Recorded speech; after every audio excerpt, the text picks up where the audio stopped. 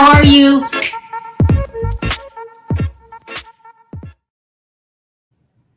Hi, everybody.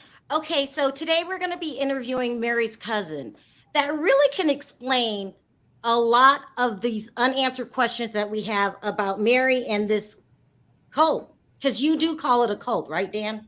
Yes.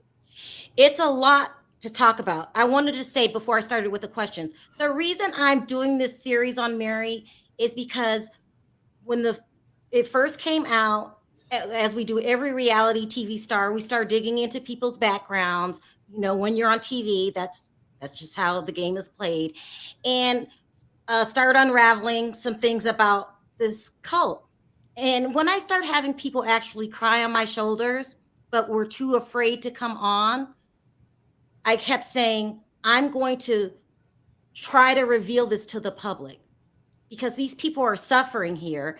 And if somebody would have came forward earlier, hold on, they're telling me put my like with Jim Jones, and I don't mean to compare Mary to Jim Jones, but this is how cults start out. If you don't contain it, these people can get out of hand, and it's really affecting people's lives. So I want to thank you. I don't know how many people have told, probably 6 people have told me things behind the scenes, but don't want to come forward. So it's taking a lot of courage for you to come forward. And I really, really appreciate it. And what we want to obtain at the end of this video is helping someone Right. find the strength and realize who Mary really is. This is crazy. So a lot of people just assume that Mary has a lot of money and a lot of businesses. And we're going to break that down today. The cult, how do they make their money? Well, through the members, because Mary has established that she has all these businesses when in actuality she doesn't. So she doesn't. No. Okay. How many businesses does she have? Well, she has beautifully done events, which brings in probably zero revenue because it's not an even operation. Okay. If you want to call it the businesses, is the TLC daycare. Okay. That's under the umbrella of the church. Mm-hmm. And they have King's Copies, which she claims she did billboards and whatnot, and they haven't done a billboard in its whole entirety if they had that. Do you think those businesses, the daycare and King's Copies, brings in millions? No.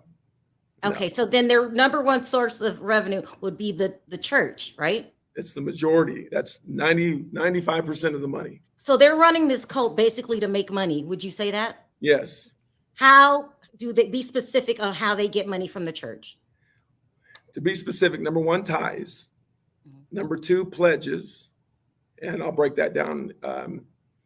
Number 3, they make phone calls to members when they need it. They ask the members on the 9th and on the 30th that they need money. They have during the summer and throughout the year, they have barbecues that they use under the name of the TLC Latchkey program. They have established actually a contract with the University of Utah to do their, what do you call it?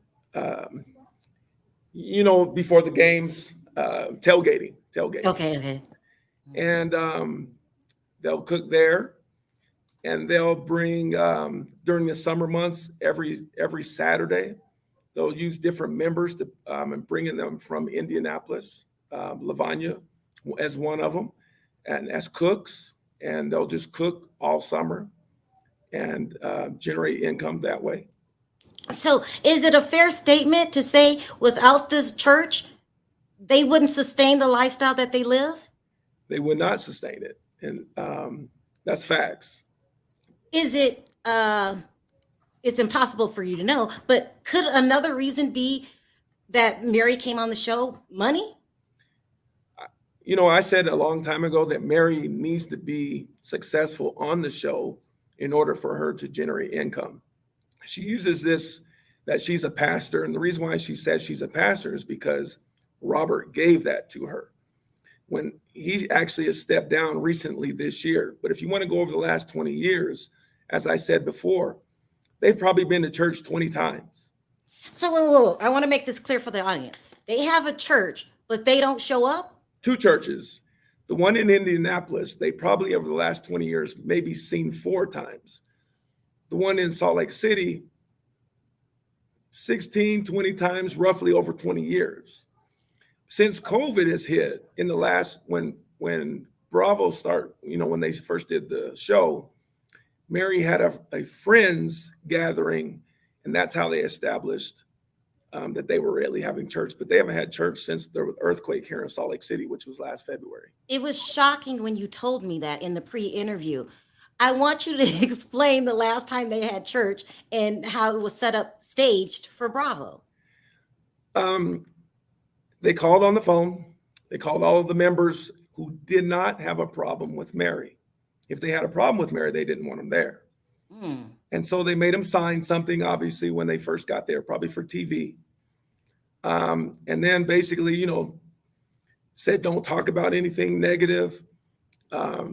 Anyway, and then they had this, like I said, this guest, this friends and family, you were supposed to bring a guest with you.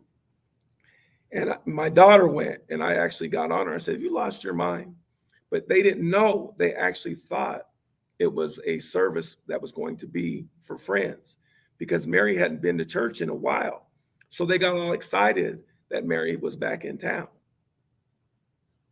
Okay, wow, that's wow. There's a lot of lying going on here. So because this is their main source of income, they pressure these people. A lot of pressure. Even when I was in, which was a long time ago, with my family, and the reason why I know, because I was pressured as well. They do it in a sense that you're off, or you're not doing God's will, or you will actually be cursed because you're holding money back. And they use the God thing over your head to make you feel guilty. And that's the only way that you are going to get into the kingdom of heaven. Yeah, they play head games to the point that one of the church members, now Ernie had said this before and nobody believed them. You're backing him up right now, that another church member killed themselves. Say who it was and how he did it, because it seems unbelievable, but it's true. So his name is Reggie Belt. He's been with the church in the 70s. He came through the Job Corps.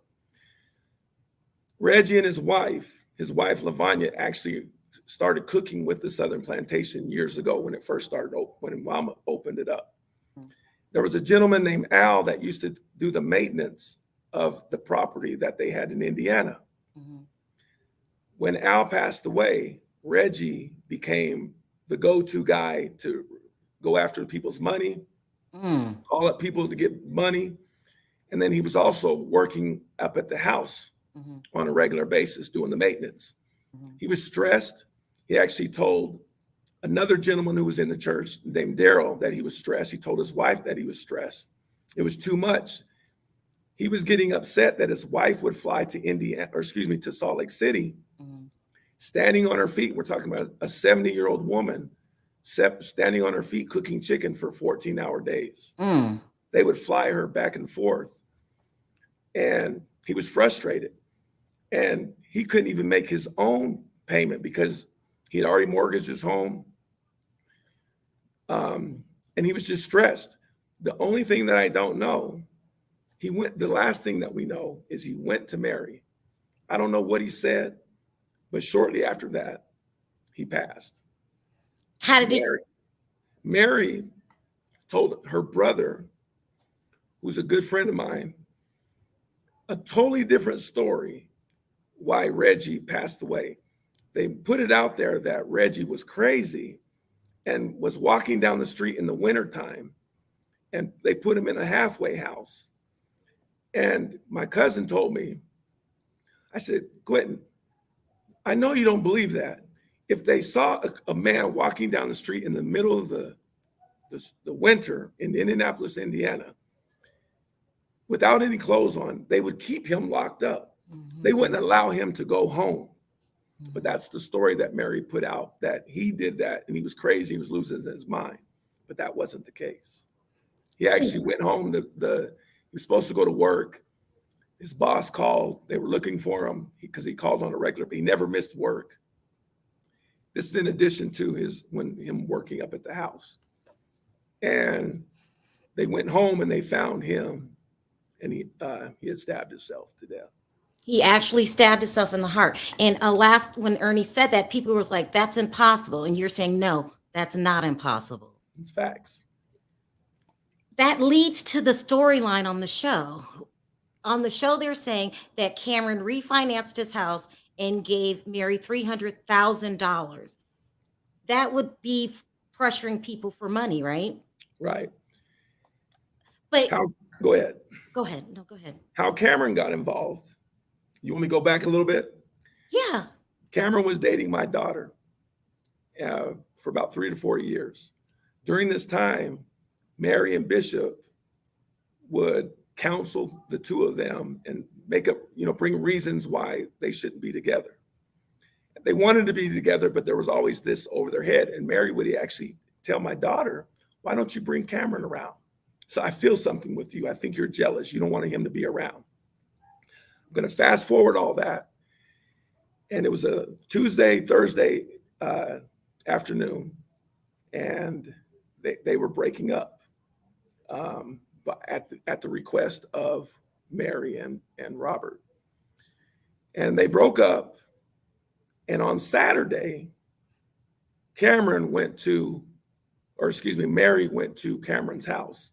The reason why I know that, she went with my brother and his son. And they got the house all cleaned up.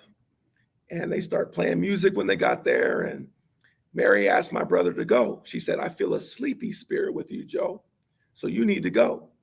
And then his son also left. During that time, Mary, they were talking, and she went and sat on his lap. I'm probably getting a little ahead of myself. No, keep going. I know. She went and sat on his lap. Mm-hmm. And I said, "Well, Cameron, what'd you do?" And he said, "She took my hand and put it in her vagina." And I said, "Well, what'd you do after that?" I could say that, right?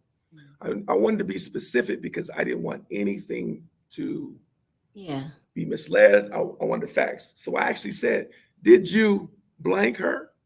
He said, "Of course. What do you think? I'm a man." And I said, "Now, Cameron, you know better than that. Why would you do that?" She said, "You're effing God." So that Ernie also said that there's rumors that Mary was having an affair with Cameron. I'm going to put his picture up that you sent me. Yes. Because I wouldn't kiss my pastor like this.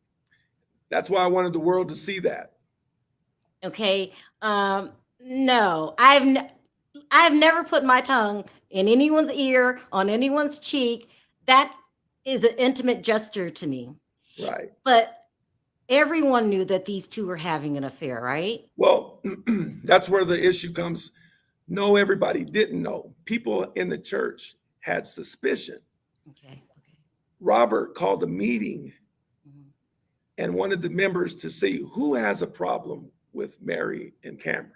And of course, the members are like, they're not going to raise their hand. Mm-hmm. Some questioned and said yes. And when the ones that said yes got ridiculed, they got talked about and said, "How dare you think of it that way?" And they said, "Cameron loves Mary the right way, in which you all should be doing the same thing." But lo and behold, during this time, there was a 3-year relationship between the two of them. During this relationship, they went to Dubai, New York, and many other places that I know for a fact because I have pictures.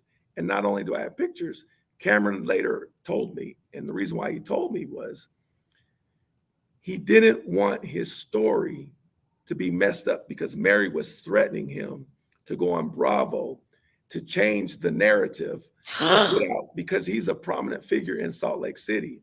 So she was putting some stuff over his head that she was going to threaten him with. He actually sent 3 individuals over to his house. And he said, "Danny, I can take care of my own, but I want you to know if anything happens to me."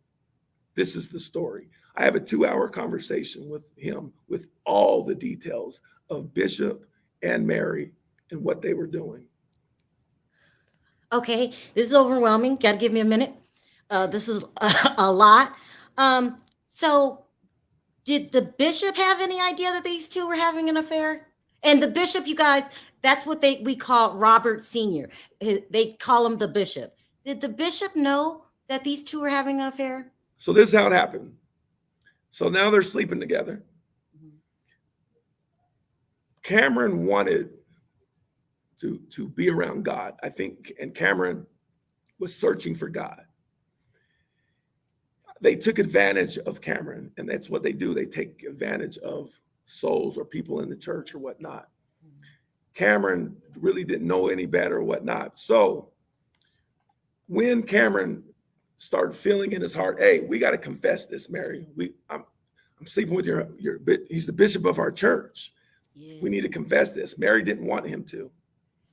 Okay. He said, no, we have to. Cameron actually ended up calling his mom, and his mom said, get away from that crazy woman. Eventually, they went and confessed. Bishop said, confess to who? Bishop. They went and talked to Bishop, said, hey, I'm sleeping with your wife. Oh my gosh. And I love her. Oh, Bishop said, you keep doing that. Nobody can love her, quote, like you do. So this relationship continued. Cameron told me he would go sneak in the house while the maids were there, while different members were there. My brother was actually in the kitchen getting some water one day at 2 a.m. And he said he walked out of the room at 2 a.m, said, what's up, Joe? And walked back into Mary's room. Oh my gosh. There was things that Cameron knew about the house up on Oak Hill or on Oak Drive in Salt Lake City that only, if you were there in the room, that nobody would know. The maids would come in and he would hide behind the balcony. He would hide in the closet. One time, Bishop, here's a funny one. He got on the intercom and said, you guys are being too loud. Okay, I can't. Oh my gosh. Damn. Oh my God. You can't make this up. You cannot make that's again. I thank you for coming. You can't make this up. This is crazy. And if I would have told this story, people would say, Sharrell's lying. This is insane. If she's having affairs, and the rumor is she had multiple, because I talked to other people, Yes. then let's talk about his shenanigans. Was he known to have affairs? Who, Robert? Yes. Robert wasn't known to have any affairs. What happened a long time ago when Mama passed away, after he pried on Mary, and I say pried on Mary because they weren't supposed to get married, he initially started prying on my wife at the time, having her fly to Indiana, fly all over the country with Mary, of course, but then started accusing her of she has her love in the wrong way. He also started prying on other different women. I say that because that was someone, close to me. Let me break that down a little bit more. So I'm saying, and I didn't know this at the time, what was going on, because they used I'm counseling. Don't you want your wife to be counseled with? Don't you want God to work on her? This would go on for years. This is that mental. And so people are like, yes, I want to serve God. Why am I here? You're my pastor of my church. I don't love you like that, but you're the pastor of my church. Mm-hmm. But they play these mind games.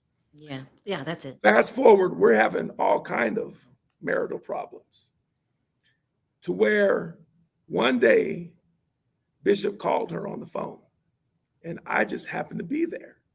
Wasn't supposed to be there. So you had no idea? No.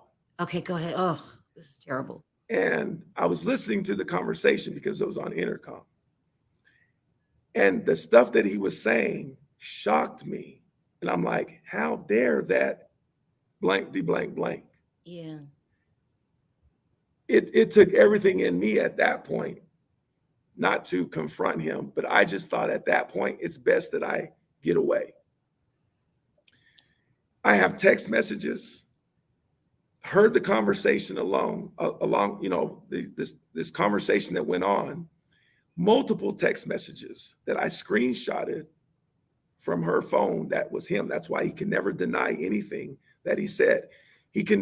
What Mary and Bishop would do is then turn it and say that she had the problem or different members have the problem and it's not them.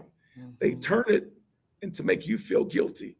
Mm-hmm. I had said something before that they'll actually, and they did it to me, like, I know what I'm drinking some water right now, but they'll make you think that you're really not drinking water. Mm-hmm. That's how the mind game works. Mm-hmm. And so where you start questioning, well, maybe I am off.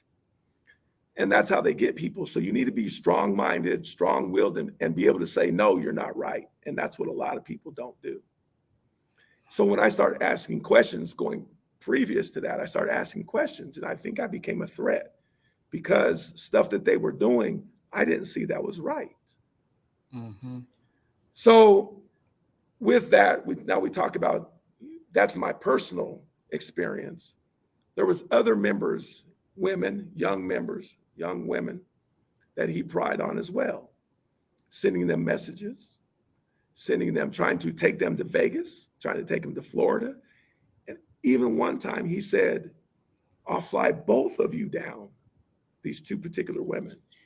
So I'm thinking to myself, what does he want, a threesome? Yeah, I mean, yeah. Can you? Then, hold on, I want to lose my thought. Okay, you're getting there. Okay, good. Another lady that he brought over, he was counseling with her daughter, different ones, prying on them. There's another lady that he actually gave some drink to. She drank, probably put something in the drink, and he went down on her. And you all know what I'm talking about. He went down on her. This is classic cult behavior. He reminds me of a Warren Jess, huh? No, I was just going to say, we have a Bill Cosby Me Too movement all over again. Yeah. If those women stand up. Those women need to stand up, but would you say they're brainwashed? Explain how these people are giving them their money, giving him their bodies. Explain what will make a person do this. Because they throw the God concept of God is manifested. Here's the thing. This is where people have a misconception. They don't go around and say, I am God. Mm-hmm. She uses subliminal messages like she did on some of those YouTube or on the channels on YouTube. She says, you know, God's here. Yep. And they talk in that kind of form or fashion. Mm-hmm. And then they just put this fear over them. And some of them have grown up in the church and that's all that they know. Mm-hmm. You have to remember it originated, not the belief system, but they grew up in mama's church. So they're thinking, mama left us. And they know, everybody knows mama was a holy woman. Everybody knows. Yes, they think, people gave tithes to mama. Yes, that's what they were supposed to do. But mama always took care of the church. That was the thing. Let's make that clear, Dan. Your grandmother did not run a cult. No, she did not. Okay. Fact, so people can say all they want, but mama helped the needy, any member that came to church. That's why people loved her. And that's where Mary gets this terminology, I'm blessed, because mama would say that she's blessed. She didn't take people's money like that. Mm-hmm. During the 70s, when they built the church, when they were establishing this whole movement of the Pentecostal movement, her church, her two churches, people they were giving pledges. Yes, trying to build a church, build another church, because she wanted the best for her members. She didn't want her members to rent or to have to catch the bus. You know, she wanted them to be able to go to get educated. Mm-hmm. So people love that about her. Then Mary came on and tried and just twisted that and said, you know, I'm like mama, and you know, and I sent you some. Yeah. You did. You sent me a lot of messages that I will put up later because they were long. You sent me the original message from 2020 when you discovered that Mary was having an affair with Robert. And she cussed you out bad. She called you the N-word. Yes. You also sent me, and she tried to deny it and said it was God's will, and it was, and you were standing up to her, and she was getting madder and madder, Right. and then ultimately kicked you out, right? No, they never kicked me out. Okay. I've been gone. Okay. She just basically threatened me, saying, "Don't ever come to her church again." But I ain't been there in years anyway. Oh, okay, you did. She said she would call 911 if you came to the church. Right. There was another text message that you sent me, and you sent me these text messages to show how scared the people are of her and how there's a whole nother side to her. Now, on the TV show, she made comments about Black people. If she's seen a Black person in front of 7-Eleven, she would drive past it. Mexicans and their cults, no, cartels, pardon me, and then the slanted eyes of Asians. Right. In the text messages that you sent me, she was calling white people, and I feel bad saying this but it's true, white trash, and that they're bad mothers. Who was she talking to this way? Well, the people gave me the authority to say it, but she was talking about Keely. She was talking about a lady named Susie. She was talking to a lady about Linda, Kim, and the list goes on. I sent that to you because these ladies on the Bravo show are scared of her. They are. And here's the reasons why. This is a behavior that is Mary. This is who she is. Mm-hmm. And if you want to know, in her messages, they all say the same thing. She's illiterate, number one. She never graduated from high school. That's a shocker. And I don't mean to cut you off. You could tell in the messages. It was just, the grammar was terrible. Besides, and they put that fear. God's going to get you. Just like you said, she put it in me. She said, God left me a long time ago. And I'm like, who talks like that? Mm-hmm. So whether she calls herself a pastor now, that's only by name because Bishop gave her that authority. Mm-hmm. Because Bishop, up until we've heard about 2 months ago, he called around to all their members and said, I don't call me about any more confessions. Don't call me about anything else related to the church. If you have a problem, see Mary. But that doesn't surprise anybody because he's been out of the picture, except when he gets on that show. So really, in all honesty, the cult, the church, is just the money grab. Right. They use it for money, and these people hang on to every word because, like in every other cult, it starts in here. They've brainwashed them in so many words, right? Yes. It's so bad. We see little Robert on the show. He doesn't seem to want to talk to his mom. You can't grow up in this kind of confusion. How would you say this has affected him? You know what? The family, the people who at least I've talked to, they feel bad and they think it's a disgrace because he has no reality. He has no truth to him. Of course he loves his mom. Of course he loves his dad. Mm-hmm. But he's seen this corruption and he's grown up around this corruption and he's down the wrong path. My grandmother would be sick if she had saw and heard of what's been going on with her church and little Robert, for that matter, for anybody's son, for that matter. Oh, you were telling me about little Robert earlier. You said it led him down a road of what? He's been selling drugs, which is known. I had someone reach out to me for whatever reason. Everybody reaches out to me. They had went to, I think one of the judges had given them a order to go see. So there was a place in California, a rehab place. And Mary said, no, he doesn't need to do that. We'll let God do it.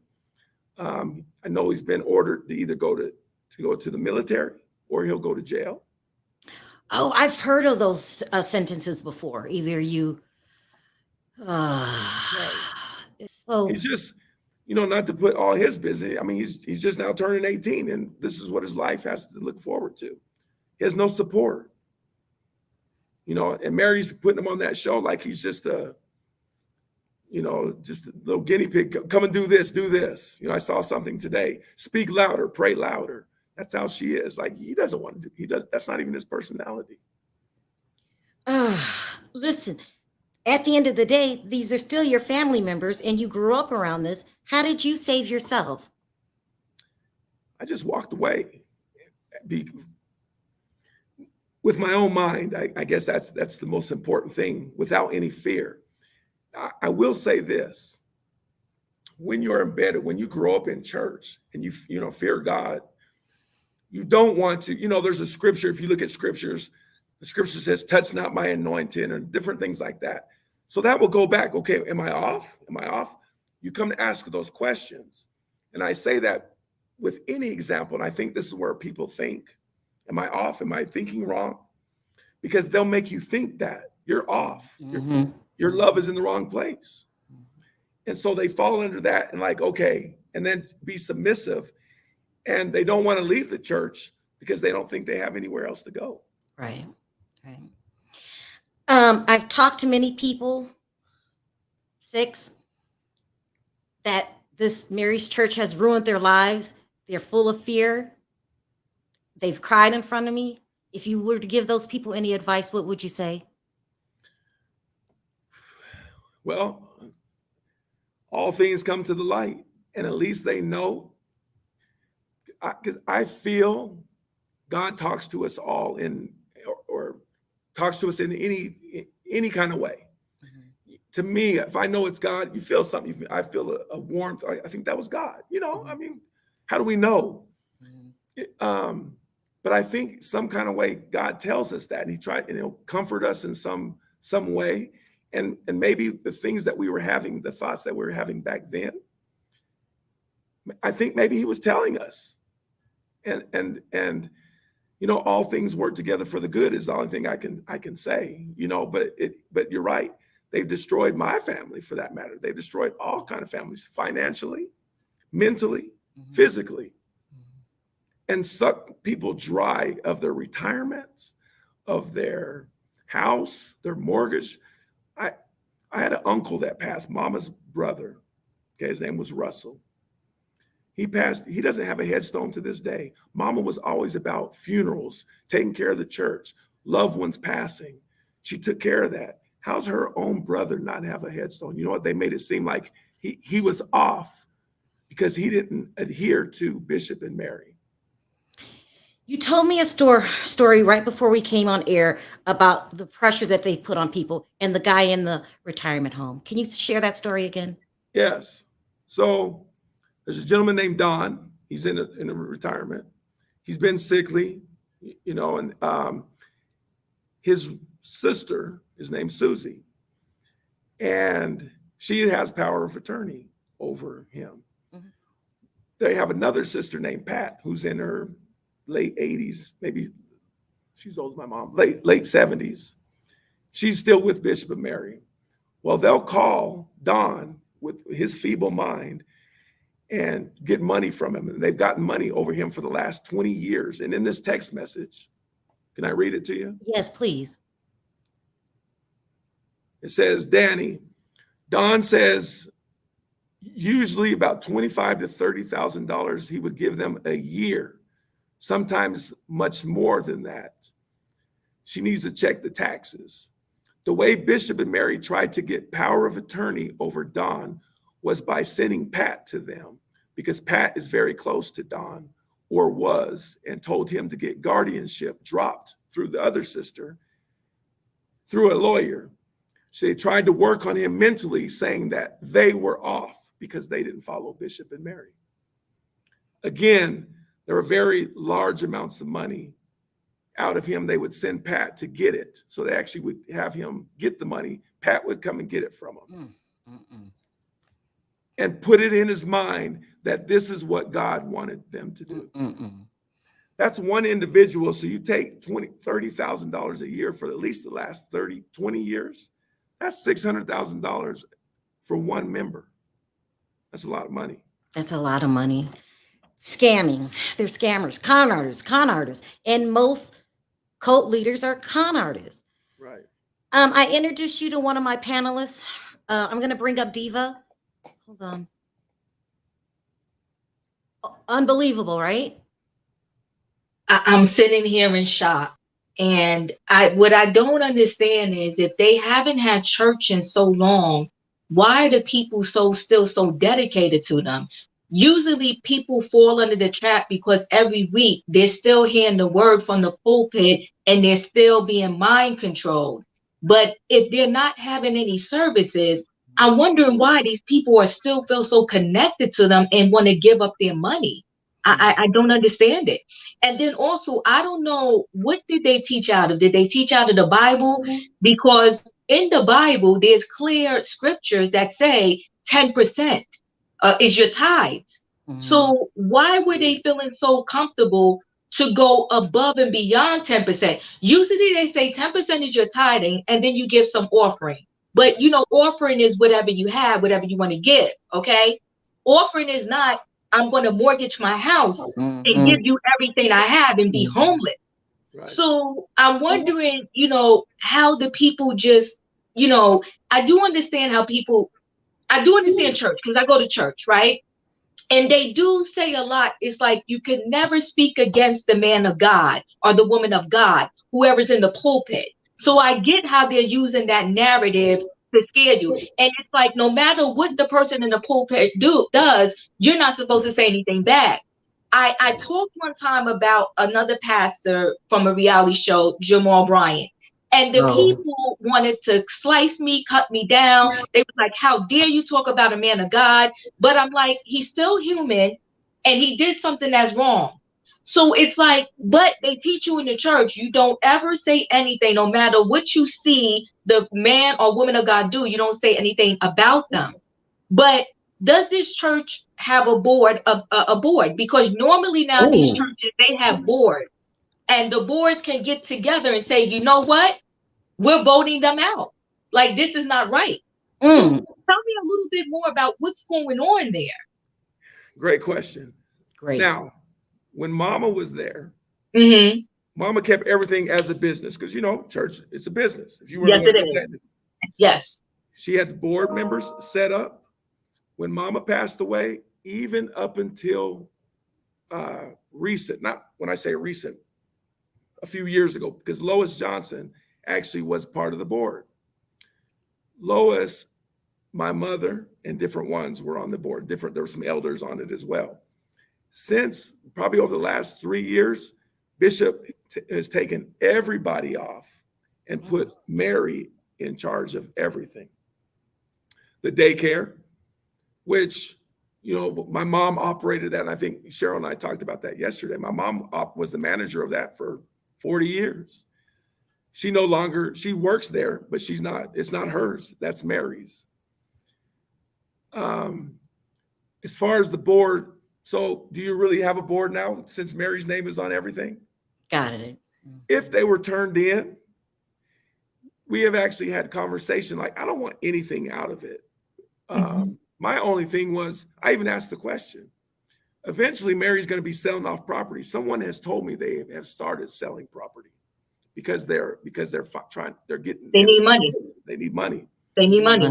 So I watch and see that they don't put 1510 Richard Street up for sale or what have you, because they're not having church out of there. I have one more question. One more person wanted to ask a question. Mims, are you there? Yes. Hi, Dan. Hi, everybody. Hi. Hey. Dan is over here dropping bombs. Oh my God.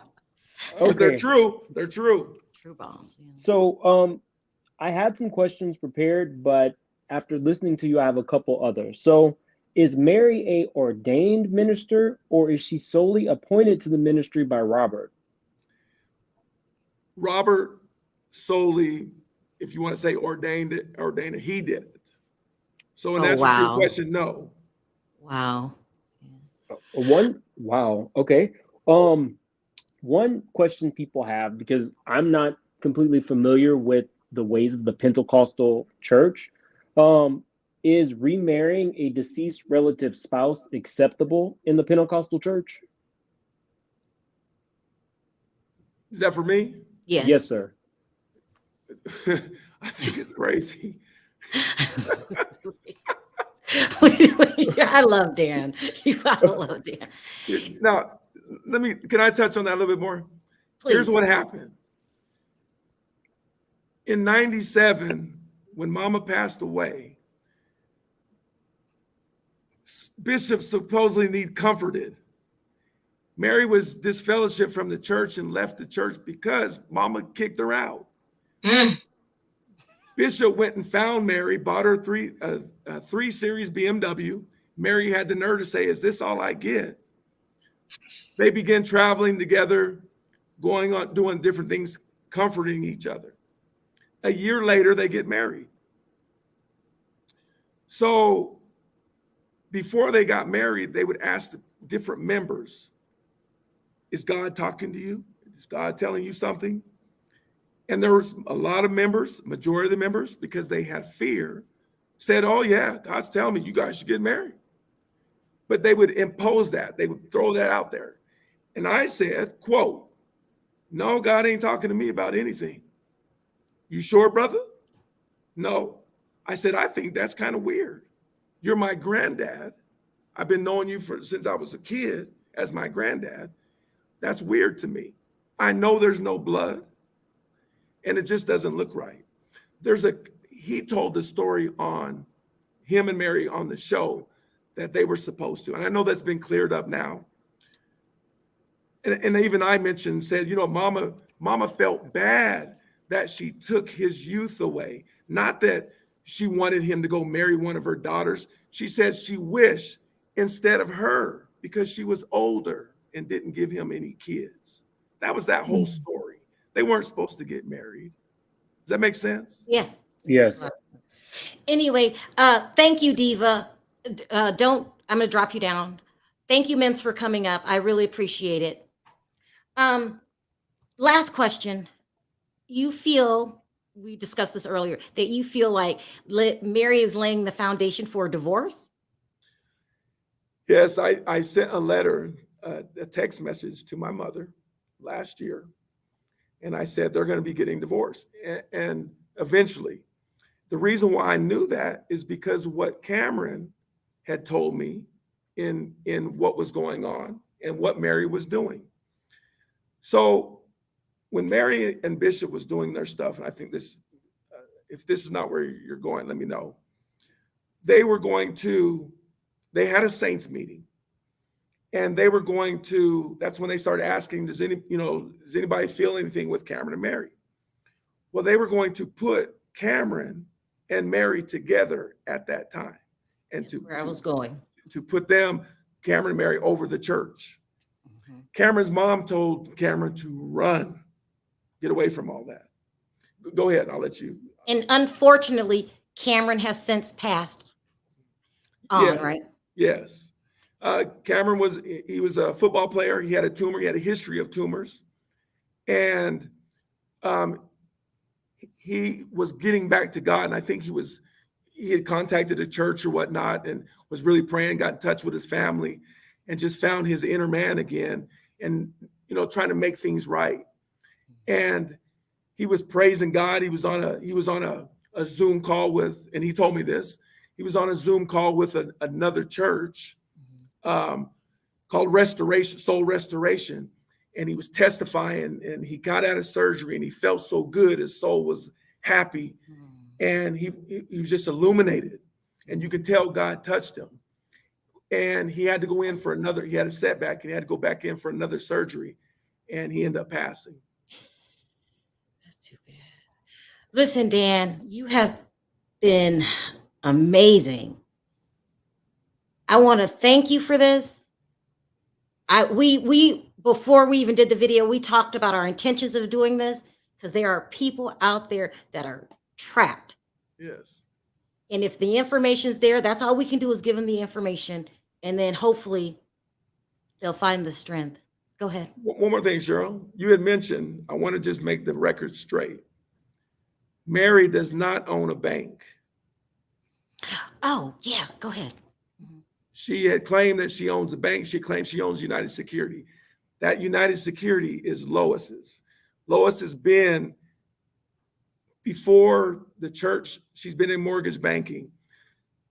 When the church had any issues going on, Lois helped get the church out of a situation. She failed to do that because she thought she was, doing God's work. Mhm. That's where that all came from. And Lois helped them get land, those houses and whatnot, establish them that way. As I told you the other day, she actually bought them a house in Vegas. She was the business savvy person. She also was your grandmother's friend, right? Yes, they were very close. And my mom was very close. My mom doesn't talk to Lois to this day. My mom doesn't talk to me this day. But Lois was the savvy behind it. Mama would give her ideas and Lois would act on it. And of course, that's how, if you want to say empire, wasn't an empire.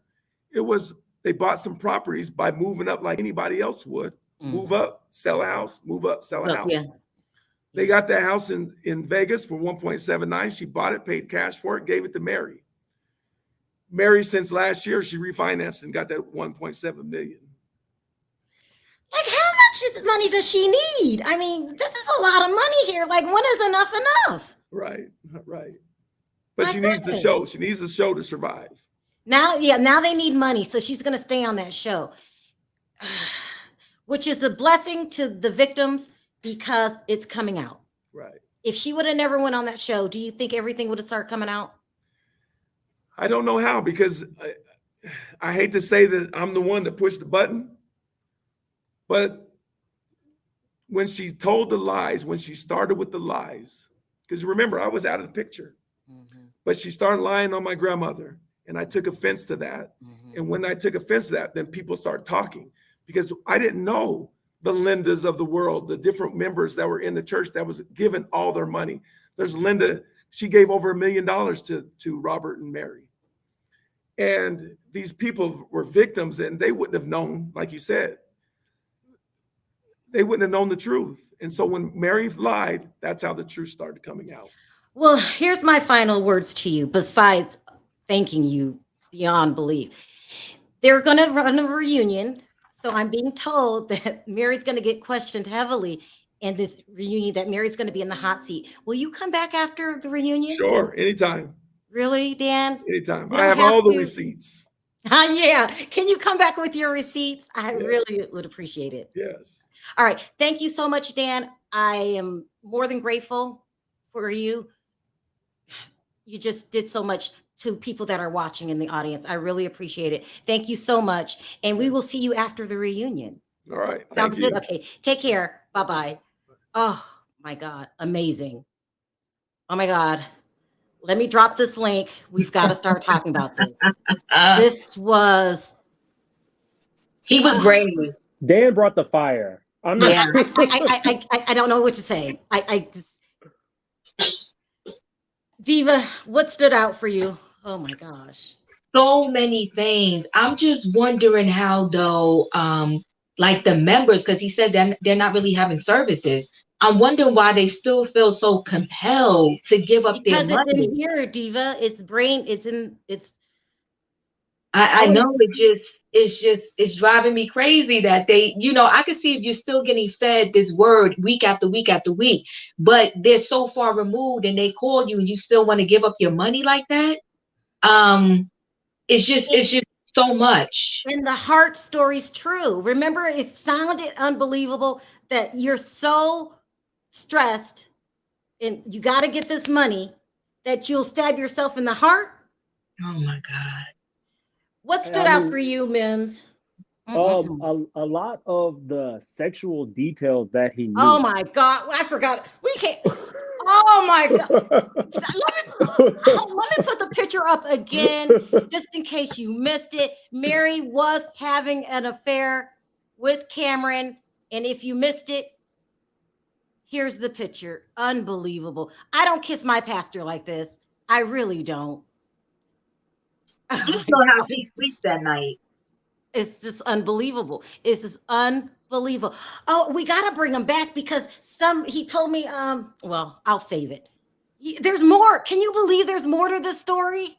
There's more to this story. This felt like a binder time. He's going to talk about the plan that they designed to kill him. This is unbelievable. Monique's binder did not have anything on Dan. Like Dan came through, he cleared everybody. I was watching the comments. Everybody was gagged. Like it was unbelievable. I have. Should I put these up? I have text messages of Mary chastising people, calling them white trash. White women are not good mothers. She's like a thug. What stood out for you, That's the best Lola? word to describe her. That is the best word to describe her. Hey, Lola, Lola. what's- Everyone. Hello, everyone. What stood out to Hey. you? Because this is just. What stood out to me, one thing that really bothered me really quick, I caught half of it because I just got out of work, was her refinancing her home. I'm in real estate. Just that's my like side thing.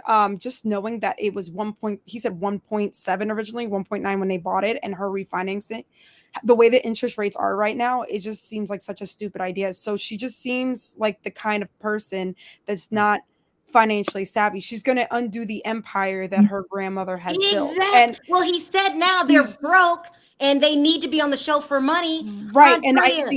And I didn't understand why she was broke, but now seeing like those financial decisions that she's making, refinancing a home like that in this day and age currently, the way the interest rates are, it just shows how like frivolous she is with money. No, she's just throwing it broke around because she can't stop spending. I know that's like, what I'm saying. One That's how Michael we got. Jackson jacket is not enough for her. She needs 30. Not Michael Jackson. Yeah, because they're so color. Right. And she still can't buy a good wig. That's my thing. She still can't buy a good wig. She still can't find a good wig. Andrea, I was going to say something to you. Wasn't Dan 100% credible? You know what? Dan nailed everything. And when he talked, he also talked about how much control that she had over these people. And a lot of people can't understand that.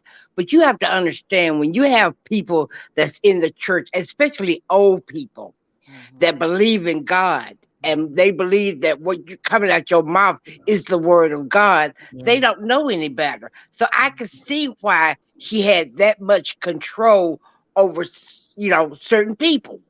I could see that. Andrea, did you hear him say that she's not an ordained minister? Yes. That her you know husband what? just made her. Oh my God! Can you believe that? But you know what? He didn't have to say that. He didn't have to tell me that, because I'm telling you something. You know, if a person is ordained by God to preach, and then you know the difference between a con artist. He didn't have to tell me that. May I ask a question? Because I don't belong to the Pentecostal or Baptist religion. What does it mean? Why is it such a big deal whether she's ordained or not? Like, what is is it like a fraud? Is it like a fraud? No. Answer that question. I'm sorry. No. I grew up. Sorry, guys. I grew up Catholic, and now I adhere more to the Muslim You go religion. to school. So I don't really know the difference. No, we're not offended. We got to tell you how important it is. Go ahead. You go to school. You go to school. You go to school. Sometimes people go to ordained it's kind of how like priests in the Catholic Church go to seminary. Is that what you mean? Yes, okay. seminary. Right. Okay. Right. Okay. Thank you. And priests are also ordained, Lola. Right. Yeah, that's true. Go ahead, Lola. I'm sorry. I just didn't know the difference because I know she's Pentecostal. I just didn't know how different the variations are of education between the Catholic religion and because they're different religions, right? At the end of the day, so I didn't know if it entailed, like, for instance, like a master, or PhD. You know what I'm trying to say? I didn't know. Yeah. Initially, you don't have to. You can be in the pulpit and preach and not initially have even finished school or gone to school or whatever. It all depends on who is the leader of the church and the bishop. There are some deacons that will get up in the pulpit and speak, but it depends on who the bishop, who the pastor of the church is. And and they can ordain them by going through a certificate. They all are not trained and go to school for theology or whatever. Now, you do have some in the church that go to school, they get their doctorate in it, they get their master's in it, and all of that. But not every single person that preaches in the pulpit has formally went to school. Some of them are ordained by the bishop or the pastor of that church, because they was a deacon that came up in the church and they know the word and they've been teaching Sunday school and all of that, and then they get to preach from the pulpit. So basically, she's not qualified. She's not qualified for the. Well, did you guys get this part? She's a high school dropout. That part I was like, whoa. Not Miss Bad and Bougie. Hold on, let me give everybody a chance to talk. Corey, what stood out for you? Because I got a long line. This is crazy. Oh my gosh, I gotta pick. Everybody. My word. It's bad. He dropped a whole gallon of Arizona iced tea. My word, the sexual misgivings. Let's talk about that. They are preying on these members. This is cult leader behavior. It reminds me of Warren Jeffs. Preying on them, having sex with them, and he said probably dropping stuff in their drink. He called it a Bill Cosby situation. Yep, sure did. He did. This is She's breaking every unbelievable. commandment. She's breaking every commandment, ironically. He said that Cameron said he put the hand up the vagina. Oh my God, Mary. Now that made me fall off the bed. That almost made me collapse. It's too much. All right, guys, I got 3 minutes. I'm gonna drop you guys and stay on Diva and bring up a new set. Leave your comments. Go ahead, Lola. Can I ask a quick question? Did you guys bring up the mom at all? Only because I caught the second half. Did you guys bring up the mom? There's so much. You got to go back and watch it. But what stood out for me about the mom is that the mom was not a cult leader. Mary and the bishop, that's what they call Robert, turned it into a cult money grab scheme. So Mary's mom had good intentions for the church, basically. Yeah. Right. Oh, that's a sin. One thing I'm gonna say that you can drop me. Mary is a scary, control, witch, evil woman that's playing with God's name, and in the end, God will get you. Yeah. Bye-bye. That's a lot of verbs and Thank you, adjectives. Andrea. Thank you, guys. Let me bring on a new group. Thank you, Corey. You want me to hang on, or you want me to? Oh, you can stay on if you want to come back. Hang on, and Okay. let me just start bringing new people up. Will do. Oh my gosh, this is unbelievable. Mims, I'm going to drop you. Is that okay? Yeah, sure. Okay. Thank you so much for calling in. And I know how you felt when there's no more to ask. He answered everything. All right. Take care, Mims. Have a good one. Bye-bye. Okay. Wow. It's just hi, Amuse. Hi, Bonji. Hi. Is it Onia? Hi, Sharrell. Hi. Hi, Onea. Oh, Let's start with you, Amuse. What stood out? I'll give you another different. The whole thing was Someone has shocking, something but playing in the background. Hold on. That's you, Anea. Can you quiet your background? Yes.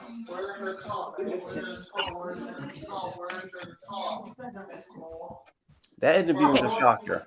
I'm going to mute you until I ask you a question, Anea, okay? Okay, no what problem. stood out to you, Amuse? what the whole thing was just shocking. I'm still in shock, but I'm just so happy that Dan managed to walk away and escape, really. And now that it's all coming out, that's all I want to say. Everything else, I'm still just, I mean, we knew she was not right, but to hear the details and then to say you're telling us there's more. There's more. I'm glad it's coming to light. I think. What about you, Mel? Go ahead. I was going to say, I think for me, maybe the people arrested the wrong person on this season of Salt Lake. I think they arrested Jen. They should have been arresting Mary. I mean, Whitney and Heather was like, she's dangerous. I mean, the way he tell it, she worse than Jen Shaw. She worse than Pamela Smart from back in the day when she had. Yeah, would you say she was the worst on the show because she has victims? Well, you said she's a victim? No, she has victims. I don't know who's worse, Jen or who's. We gotta call it here, guys. Who's worse, Jen or Mary? Oh my God, they're both really bad, to be honest. It's hard to say. I mean, they're both working for the devil. So yeah, but I think that after Mr. Dan, I'm hinging towards Mary. I mean, Mary right now. I mean, just no family's not off the table. Disabled not off the table. Your family's not off the table. Yeah. So it just seemed like she's out for whoever she can get her hands on. She is the predator. She is an ultimate predator. One thing else that stood out to me is that Mary was actually thrown out by the grandma from the church before. So that really stood out. And she really said that Mama wanted her to marry her husband. That is such a lie. She knew about it and kicked your butt out the church. And that probably hurt the mother deeply, the grandmother. or mother, whatever. Yeah, exactly. Yeah. And look what she did to her legacy. Anea, what stands out for you? Anea? Yeah. Yes, hi. What stood out for me was when he said that he overheard the bishop over the phone with his wife. I think you should have asked how him and his wife were able to get over that situation, because I mean, obviously it seems like he's happier now, but how was him and his wife able to get over that? Because I don't know how I would feel having some pastor trying to break up my whole marriage. Like, that's a big deal. They divorced though. I think he mentioned they're not together. Also, Robert wanted me to point out that Dan wanted me to point out that Robert was dishonorably charged from the military. We're not surprised. Can this get worse? Can this get worse? Oh, Lord. But I've noticed that a lot of people, like even when you're talking about Mary, a lot of people who struggle with reading and writing, they do become con artists to get by.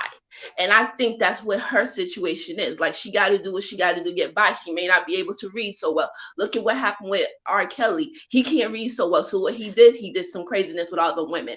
So I just think that's just what a lot of people who struggle with reading and writing do. They do what they have to do to get by. And this is just her. Because you can't get a job. You're not qualified. Let me bring up Kurz, because I know Kurz is a huge Mary's fan. Oh, dear. What stood out to you? What did you think about this interview? You're on mute. Kurz, can you? Oh, hey, sorry about that. Oh, hey, yeah, that was a great interview, Sharrell. Oh my God, I thought you were getting ready to drag the hell out of me. No, your interviewing skills are on par, girl. Like, that was nothing but greatness. I mean, you got the interview, you asked pertinent questions. I was intrigued. You know, that was a fabulous interview. I really appreciated the actual process of interview. As for everything he said about Mary, I did say a couple of things within like the chat, like how nobody talks to the mother. So it's not so bad that she doesn't talk to the mother either. If he didn't talk to the mother, and also I think he mentioned Lois doesn't talk to the mother anymore. And like, so nobody's talking to mom. To Rosalind? So that's not that bad. But as far as like this whole seduction thing with Cameron and him being like, well, I'm a man, and then continuing in a relationship. I mean, if that happened, there's a mutual responsibility in that moment, unless in fact he was mentally deficient. He said he was a man, he engaged in that behavior, and he allowed himself to be seduced and whatever. And even if she did say you're effing God, that's like, you gotta admit sometimes you say some things crazy. Sex. It's just, you gotta admit sometimes you say a couple of things. But I'm sorry, who's gonna want to have sex with God? Like, I wouldn't want to do that. It just sounds sacrilegious. Monty, what stood out for you? Okay, so two things stood out for me. The first one was how so close to many of the abuses that we've seen in churches just keep lining up when you're talking about Mary and her leading the church. That was the first one, because you mentioned Warren Jeffs a lot. And one thread that I can see through Mary's situation and the Warren Jeffs situation is how someone gets power over people that he claims to lead. In this case, she claims to lead, uses scripture in a way that manipulates people into what they want those people to do. And then you look at what Dan was saying, talking about his wife, talking about Cameron. One thing is, we're trying to make a situation that is illogical logical, which won't work, because we're talking about power manipulation. And when I'm a Christian, people that go into churches are people that need something greater than themselves in their lives. And in this case, they go into, for example, Mary's church, wanting something or maybe they're generationally tied to that ministry or that church.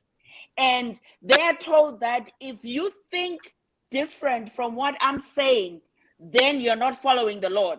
The way she's using even her as herself as God, that's like cult 101. Because there's, you know, some people will shield it and say, I'm representing God, but she is saying you're effing God.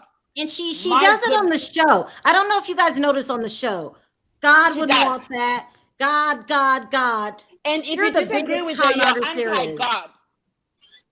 Yeah. But I think that honestly, when you are raised in a church a certain way, like I grew up in a church, I'm Seventh-day Adventist, but when you're raised into a church, it's very difficult to question something that you were raised into. It's not till you get older and you start thinking for yourself. So some of these people, if it's embedded in them, they're not gonna go against it because they're just thinking this is right, this is right, this is right, this is how it's always been, or so forth. So they're not gonna question it.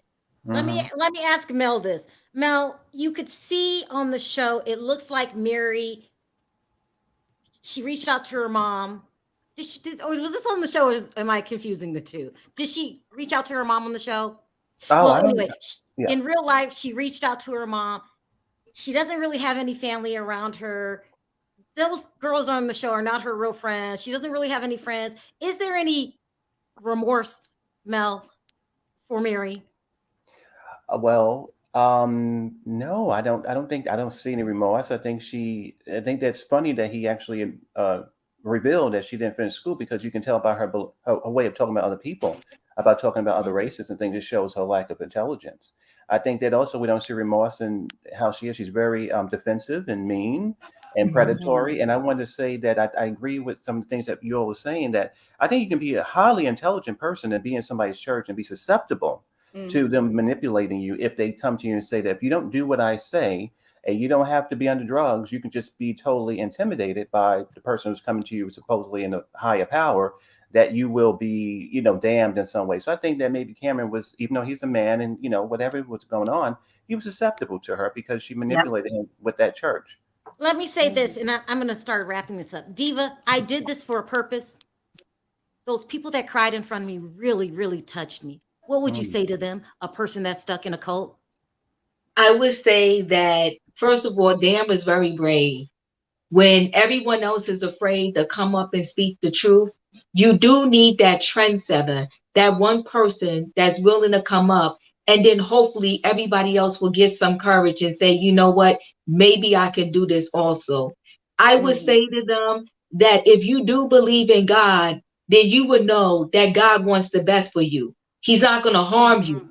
So you can step away from this and move away from this, and you can speak to God on your own for yourself. So you don't have to listen to Mary tell you, the message she has from God for you. You can get your own message and you can leave. And when something doesn't seem right, it's not right. Go with your gut and your instincts, okay? And you remove yourself from it. You can see her on this show, like you said, she's always saying, God this, God's that.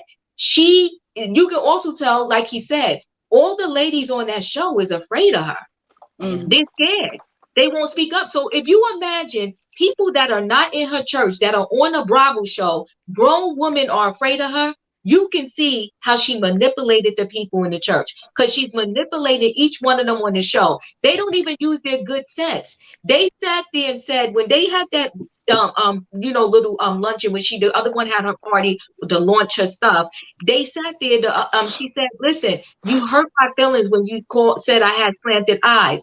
All of them know that no matter how you want to label it, saying that to someone is wrong. And nobody really wanted to sit there and speak up. They was acting like it wasn't a big deal. Like they're afraid of her. So imagine what she did to the church and the people. That's right. That's Can I because they add acted something like to it what wasn't a Jiva big saying, deal when Sharrell? Heather told her she looked like an anime character. Oh my God. Okay. Listen, guys, I got to wrap this up because I got to do another video. Thank you so much for calling in. I really appreciate everyone's calls. Thank you, Mel. Take care. You know what? It was a wonderful show. It was a deep show, shocking, but you hit out the ballpark. I'm not sure if Andy can have the show out and not ask a hard question. he got to ask the hard questions with this show. Come on, he can't. Just, you know. Hey, Sharrell, Can I can I just say say- one thing underlying what Diva just said? Hurry, please. I got for anyone in a call to add more to what Diva said. Scripture in 1 Corinthians says God is love and gives you examples of who God is in Amen. Christ. Secondly, there's a scripture that says, taste and see that the Lord is good. Mm-hmm. Look at scripture and then look at the individual that's leading you. If anything doesn't add up, walk away. Amen. Amen. Rule of Amen. Rule of You gotta thumb. end on Amen. that. Rule of thumb. If a person can cut and bleed like you, they ain't God. Amen. Amen. So I just want to say thank you, Sharrell. I really appreciate it. This is my first time being on the show. I've been watching you the whole pandemic. You are super funny. I love all of you guys. Thank you so much for having me on the show today. I'm All right, from you guys. Boston, Thank you so so I'm much a little funny. thank you so much for calling in. I appreciate the call. Bye, Curves. Peace. I appreciate you. Bye-bye. Bye, Thanks. Curves. Bye, guys. Okay. Bye. Diva, Yeah. what just happened? Oh my It's God. unbelievable. It's Yeah. unbelievable. Dan is amazing. God bless him. Yeah, and I got my I set on another cast member who's very Okay. corrupt. Oh my God. And I'm working hard behind the scenes to bring that story. All right, you guys, I wanted to thank you guys all for your super chats. I didn't want to put it on the screen during an interview like that. It's disruptive, but nevertheless, I really appreciate it from the bottom of my heart. Thank you guys for everyone in the chat being so opinionated. Thanks to all the callers for calling in. This was a doozy. Please let me know your thoughts in the comment section. And don't forget to hit that like button on the way out. All right, Diva, on 3, let's say bye. 1, 2, 3. Bye, guys.